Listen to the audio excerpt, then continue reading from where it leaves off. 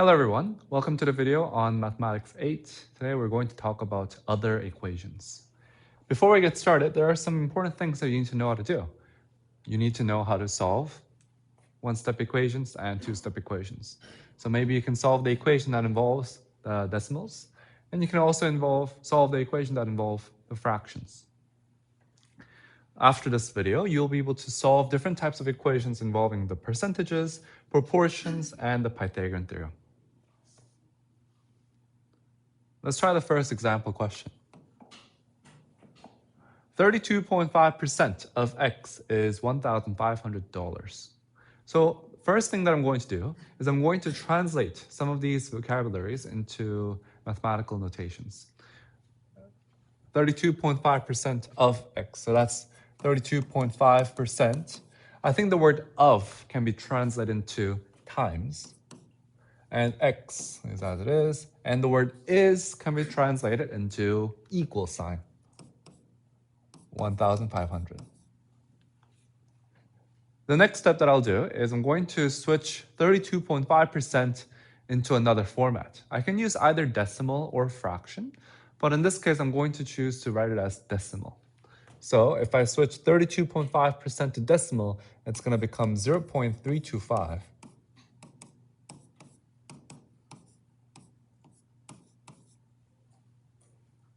Now we need to solve this equation. 0.325 times x is 1,500. I think if I switch the order on the left-hand side, my life is going to be quite simple. So I'm going to switch to x times 0.325 equals 1,500. So it's a bit clear that what I should do, I should need to undo the times 0.325. I can achieve that by doing divide by 0.325 on both sides. So the times and the divide will cancel each other. So I'll have only x left on the left-hand side. And on the right-hand side, I just need to do 1,500 divided by 0.325.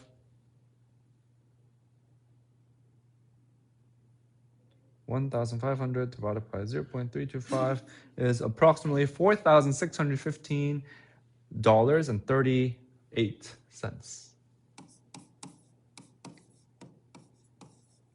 That's approximately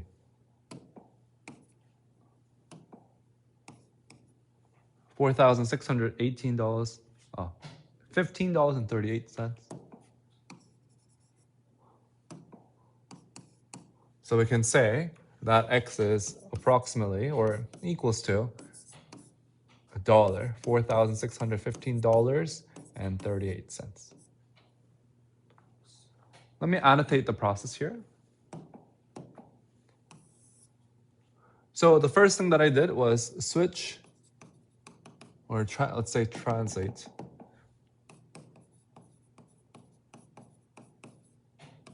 of to times and is to equal sign, and convert percent to decimal. Once again, in this case, I switched to decimals, but you didn't have to. You could have switched to fraction, and that's okay too. And divide both sides by 0.325. And here in this case, I rounded to nearest hundredth because this question is giving the values in the dollar sign. So we know that we need to round to nearest hundredth.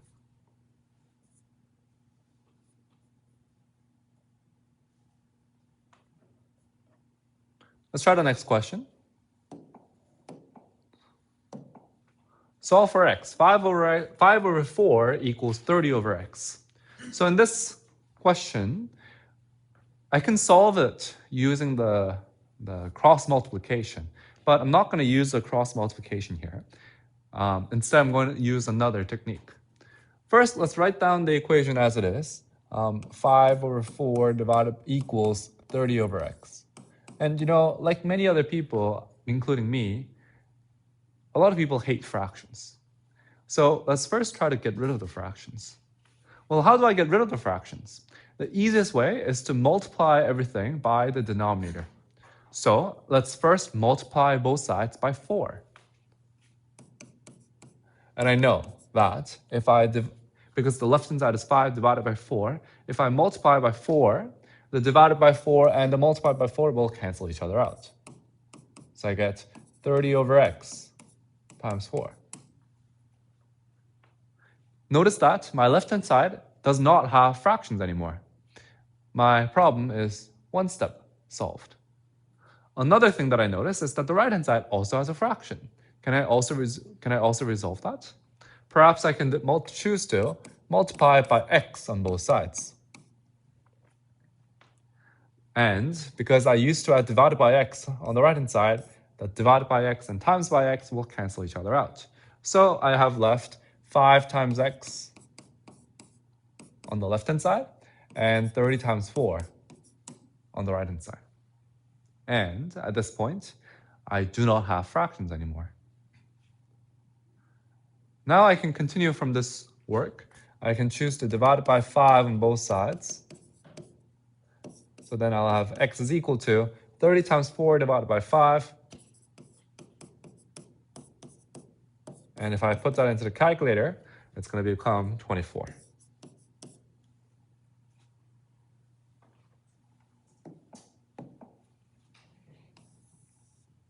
Let's annotate the process. The first step that I did was to multiply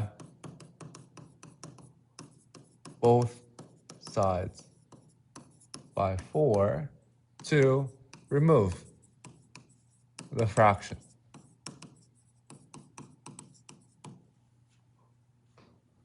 And the next step, quite similar, I'm multiplying by x on both sides.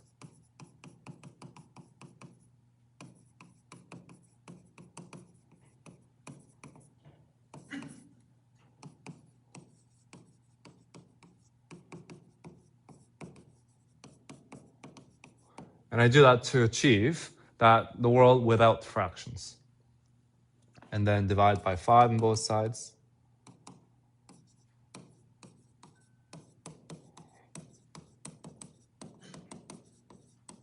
And the question is solved.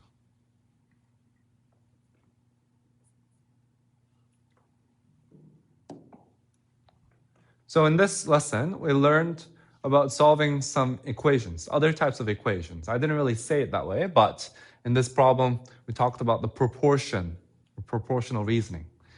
Well, if you've been following the lessons in the sequence that I've posted, we wouldn't have learned the proportional reasoning yet. We're going to learn them after we learn about rates. But I think at the end, it's just equations to solve, so that's why I included here. A percent, we already talked about that. A percent of a number can be written as percent times a number.